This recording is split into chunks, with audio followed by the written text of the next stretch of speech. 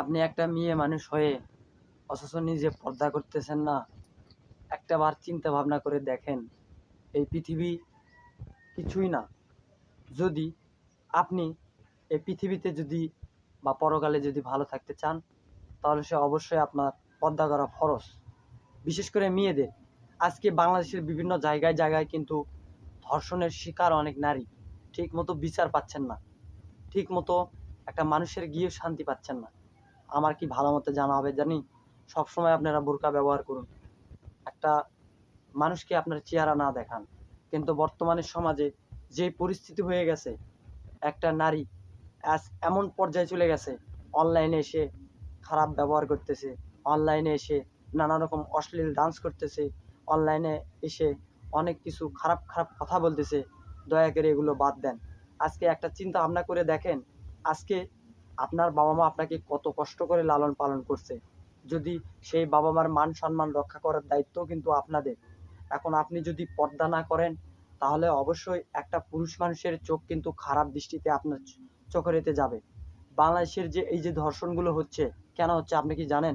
এই ধর্ষণের কারণ হচ্ছে যে এইসব মেয়ে অনলাইনে এসে যেগুলো শুরু করেছে, যার কারণে কিন্তু ধর্ষণের শিকারটা একটু বেশি বেড়ে গেছে।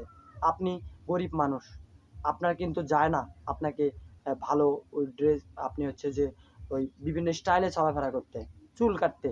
আচ্ছা, কোনো জায়গায় লেখা আছে যে মহিলাদের হচ্ছে যে চুল কেটে কেটে আর ছেলেদেরকে নতুন স্টাইল দেখাতে হবে? একজন সাধারণ হিসেবে নারী বিষয়ে থাকতে পারেন না? একটাবার চিন্তা ভাবনা করেন, এই দুনিয়া কিচ্ছুই না। একবার যদি আপনি মরে যান, আপনার দেহ পচে যাবে, আপনার কেউ আপনাকে আর মনে রাখবে না, কেউ আপনাকে আর কিচ্ছু মনে রাখবে না। পাড়া প্রতিবেশী বলেন, নিজের স্বামী বলেন, নিজের সন্তান বলেন, আপনাকে কেউ আর মনে রাখবে না। আমার জানা মতে আল্লাহর নামাজ কালাম পড়বেন, 5 ওয়াক্ত নামাজ পড়বেন এবং সবসময় চেষ্টা করবেন পর্দার সাথে সবসময় চলাফেরা করতে। আমাদের আশেপাশে যেগুলো এলাকা আছে, সেগুলো এলাকাতে এখন বেশিরভাগই কিন্তু মানুষ খারাপের পথে দিকে যাচ্ছে। সন্তান স্বামী রেখে কিন্তু পরপুরুষের সঙ্গে কথা বলতেছে। এটা আসলে ঠিক না। আপনারা এখনো সময় আছে, ভালোই ভালোই পর্দা করুন। পর্দা করে ইসলামের শরীয়ত মতো আপনারা চলাফেরার চেষ্টা করুন। সব সময় নিজের মনকে ভালো রাখুন। আর যদি আপনি ভালোভাবে থাকতে চান, তাহলে তাহলে অবশ্যই আপনাকে পর্দা করা ভেরি ইম্পর্টেন্ট, ভেরি ইম্পর্টেন্ট। যদি আপনি পর্দা না করেন, তাহলে কিন্তু আপনি ধর্ষণের শিকার হতে পারেন। কারণ সমাজের মানুষ সবাই এক না।